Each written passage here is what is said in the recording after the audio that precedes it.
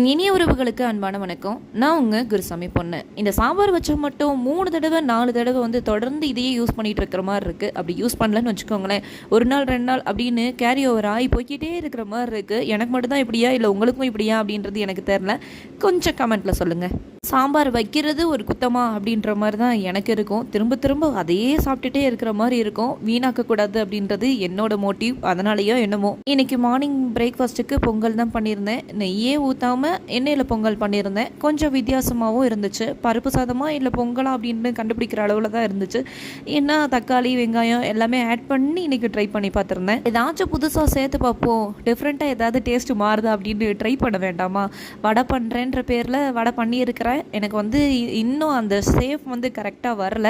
என்ன திடீர்னு வடை அப்படின்னு கூட உங்களுக்கு தோணும். காலையில் மாவு அரைச்சேன், கூடவேவும் கொஞ்சோண்டு பண்ணி கொடுக்கலாம் அப்படின்னு சொல்லி ஊற வச்சுருந்தேன் சேர்த்து. ஆடிக்கு ஒரு நாள், அமாவாசைக்கு ஒரு நாள்